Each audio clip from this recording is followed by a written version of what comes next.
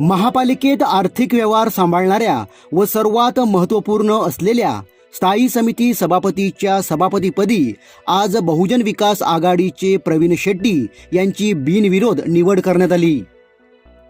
वसई विरार शहर महानगरपालिकेत विरोधी पक्षाची भूमिका निभावणाऱ्या भारतीय जनता पक्षाच्या वतीने स्थायी समिती सभापती पदासाठी अर्ज दाखल केला होता. त्यानुसार पालघर जिल्हाधिकारी डॉक्टर इंदुराणी जाखड यांच्या अध्यक्षतेखाली आज स्थायी समिती सभापती पदाची निवडणूक घेण्यात आली. स्थायी समितीमध्ये एकूण 16 सदस्य आहेत.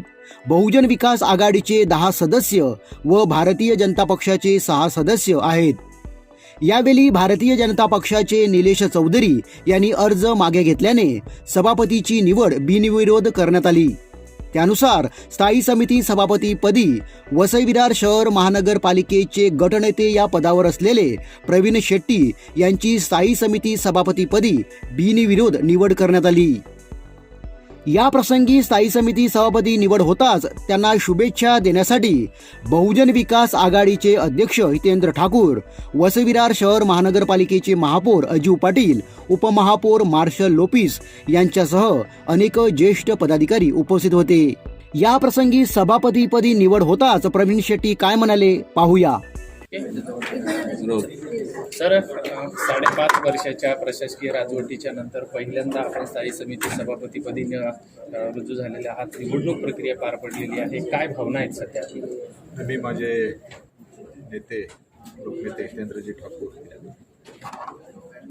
युवा आमदार क्षितिजजी ठाकूर यांचा मी आभार मानेन. पक्षातले माझे वरिष्ठ जे नेते आहेत त्यांचा मी आभार मानतो का या पदासाठी माझी त्यांनी निवड केलेली आहे. माझ्यावर जो विश्वास दाखवला आहे तो विश्वास सार्थ करण्याची जबाबदारी आता माझ्यावरती आहे, तर ते मी नक्कीच पार पाडेन. तिजोरीच्या चाव्या आपल्याकडे आहेत. पहिल्यांदाच विरोधी पक्ष सुद्धा प्रबळपणे आपल्यासमोर उभा असणार आहे. यावेळेस आपली कशा पद्धतीची भूमिका असणार आहे?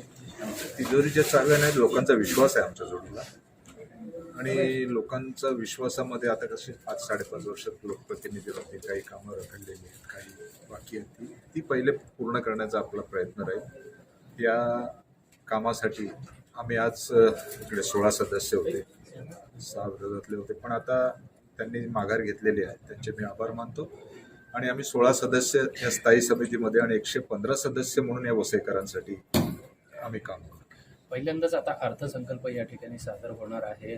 मोठं आव्हान असणार आहे पालिकेच्या समोर. हे आव्हान आपण कशा पद्धतीनं पेलणार आहात? सर्वप्रथम आता मी सगळ्या अधिकाऱ्यांची एक बैठक घेणार, आढावा बैठक घेणार आहे. त्याच्यामध्ये आपल्याला काय काय करता येईल, कुठचे विषय आहेत, त्याचा आढावा घेऊन आपले सगळे वसईचे वरिष्ठ जे नागरिक आहेत, जे इकडचे जाणकार आहेत, त्यांच्याशी पण व्यवस्थित चर्चा करेन. आणि तो सगळा त्यांचे जे मत आहे ते पण या तुम्हाला बजेटमध्ये दिसते. कधी अर्थसंकल्प सादर होणार आहे? काही तारीख? आता मी सगळ्यांशी बोलून आहे तो निर्णय.